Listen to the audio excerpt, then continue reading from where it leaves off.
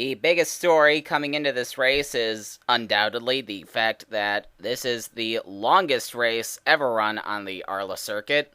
These drivers will be going 120 laps around the 4.8-mile Dwyer Speed Park. That is a 576-mile race.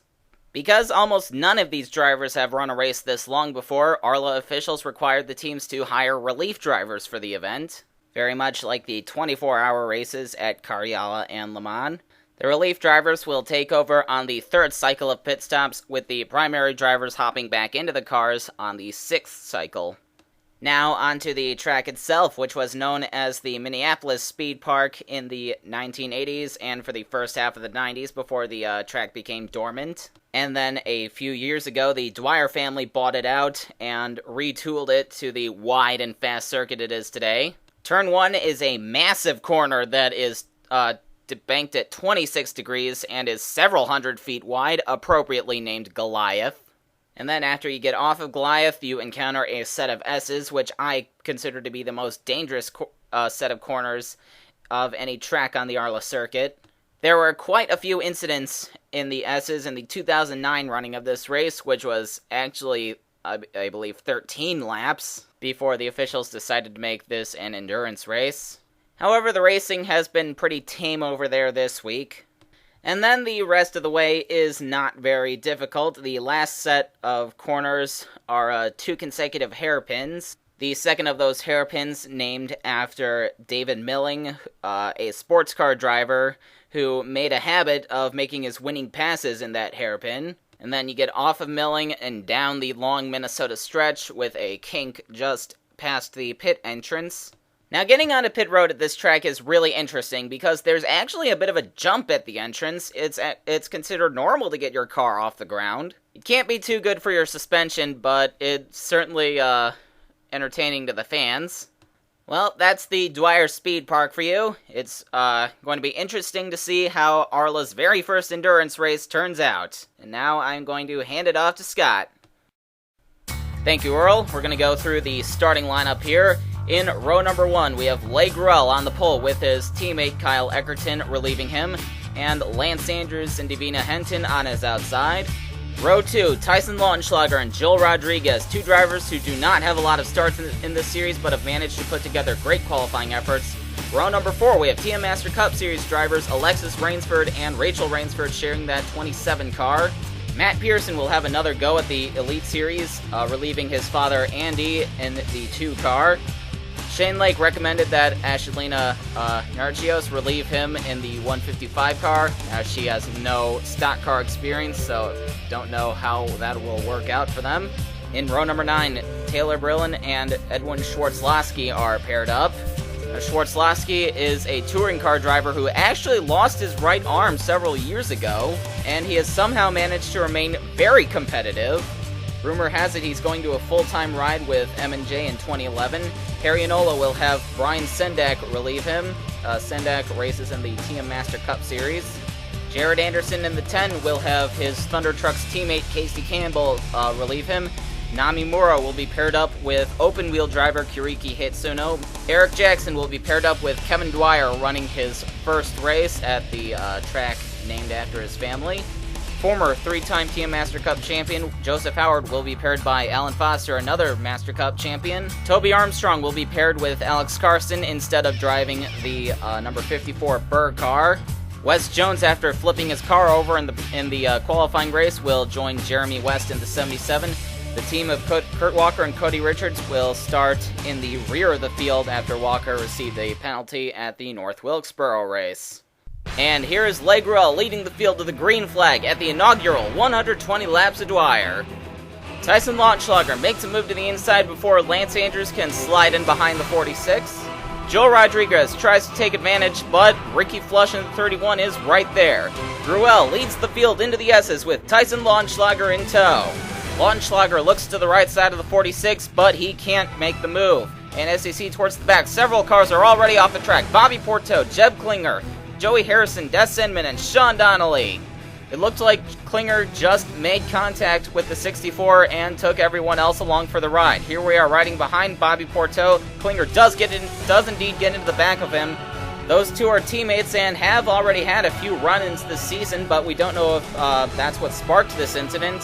This race is 576 miles long, and Klinger and Porteau will go out of the race, not even completing one. Everyone else involved kept going, but their damage would keep them off the pace. Back up front, Leigh Grell continues to lead with Tyson Lautenschlager right behind him. Ricky Flush has gotten away from the pack a little bit. He runs third. Here is Alexis Rainsford in car number 27, running in 4th place in her second ARLA Elite Series start. She made her first start in 2008 at the Twin Ring Motegi in Japan. That was before officials decided to exclusively run in North America. Rainsford said before the race that she didn't necessarily think she had a winning car, but she's certainly had a good start so far. Here is Makoto Yamada in the 22 making his first start, running towards the back of the field. Not exactly the best place you want to be, but this is his first start, and he has a very long time to improve his position. A bit further up the field, we have Gary D'Souza and Noelia Castillo in the 403 and 86 cars, respectively. They're not doing too much better than Yamada. But once again, this is a long race, and they have plenty of time to show what they've got. Shane Lake is going to go out of the race here. He takes the exit of turn 8 really wide. He pinches Andy Pearson up into Olivier Martinez and takes all 3 cars into the wall. Pearson was the points leader coming into this race, and Lake and Martinez have been having some really strong showings lately, but not today. Leigh Grell extends his lead a little bit as Ricky Flush comes in to try to take second from Tyson Lautenschlager, and he will clear the 70 to try to chase down the 46. Michael Carter in the 109 for Tundra Racing is going to experience some problems. He slows down coming off of Goliath. He gets off the racing line, but he sweeps back up into Gary D'Souza, Noelia Castillo, Hawk Slider, and Jeremy West. Carter was called to the hauler for this move. He has been struggling to make races this season, and this obviously is not going to make things much better. Here we have our first battle for the lead. Ricky Flush and Tyson Lautenschlager have caught Leigh Grell, and now Flush is trying to take the lead away from the 46. Mechanical problems have plagued Flush's Meridian Bolt all season, and unfortunately, when he hasn't had problems, he usually runs in the midfield. A big endurance race is the perfect time to redeem yourself and your equipment, and that's what Flush is trying to do. However, Grell is going to thwart his attempts to pass him. He takes the lead back from Flush coming off of turn 14, but going down into milling, Flush tries to fight back. Grell did not get a great run coming off of turn 14, and Flush is taking advantage. But Flush didn't get a great run coming off of milling, and Grell is able to hold him off on the outside. Amy Harrison's going to run into some problems in the 102 car. Aaron Cruz takes the exit of the S's a little wide and takes both cars into the wall. Harrison's had some strong runs in her first year, but this is not going to be one of them. Here comes Tyson Lautenschlager in the 70. He believes he has something for the 46, and so far he does. He's got a pretty nice run coming through Goliath, and he almost has Grell cleared coming into the S's, and Tyson Lautenschlager will take the lead. However, here comes Lance Andrews to spoil the fun for Lautenschlager. Car number 26 is able to take the lead without a problem.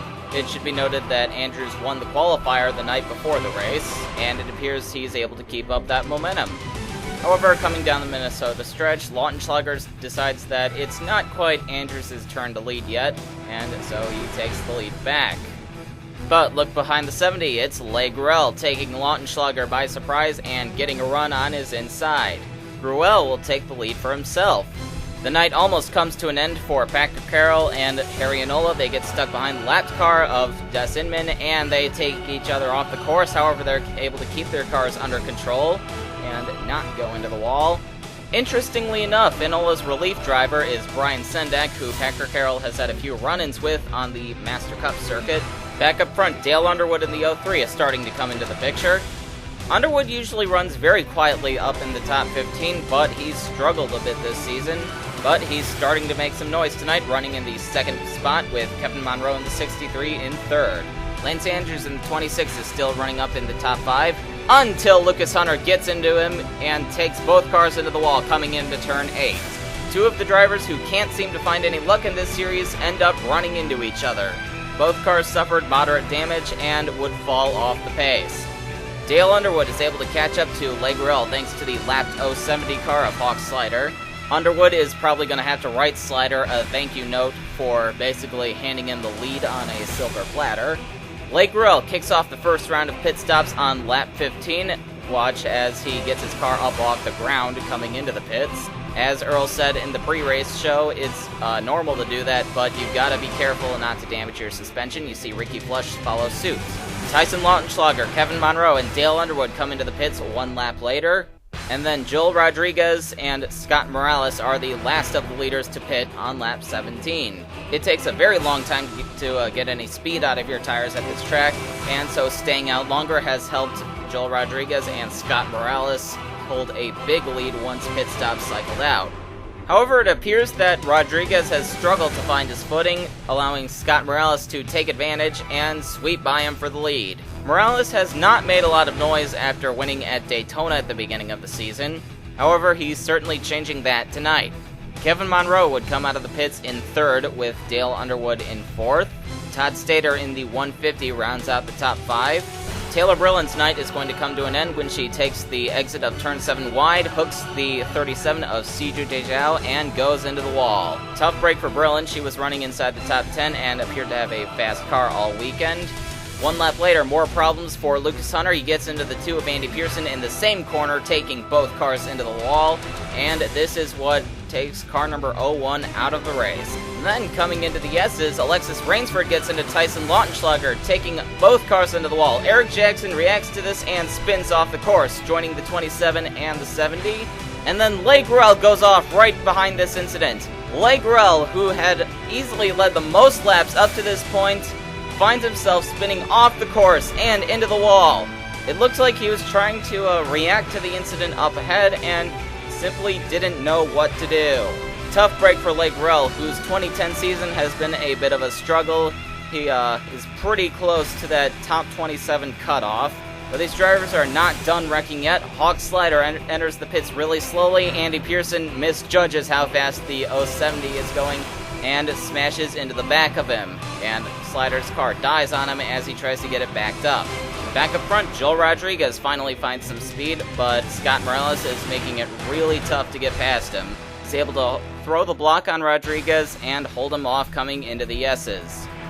Des Inman and Lance Andrews encounter more problems at the same time. They get together coming off of turn 7 and take each other into the wall and out of the race. Inman has barely made any races this season, and whenever he does make a race, he usually encounters problems like this. Joel Rodriguez and Scott Morales had a long battle for the lead, with Rodriguez ultimately winning out. However, this allowed the rest of the top 5, led by Todd Stater, to catch right up. Stater's Genesis Prote is an electric car. However, Genesis had to bring a gas-powered model to this race. The Prote's battery only lasts a little over 200 miles. This race is 576 miles. You do the math. Scott Morales decides that he has not had enough of the spotlight yet, and he takes the lead back from Joel Rodriguez. However, he brings Stater with him. And then coming to the S's, Stater will appear to try to make a move on Morales for the lead. He gets to Morales' right side, and they take each other off the course. Todd Stater and Scott Morales crash while fighting for the lead.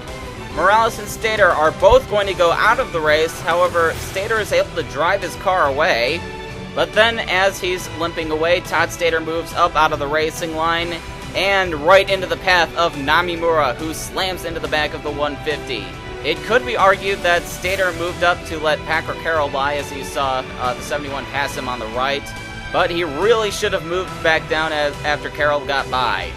Officials called Todd Stater to the hauler. In the meantime, Dale Underwood and Joel Rodriguez would be left fighting for the lead. And after a few laps, Ricky Flush would kick off the next round of pit stops. Remember that the relief drivers are taking over on the third round. Packer Carroll and Jason Bates would follow Flush into the pits.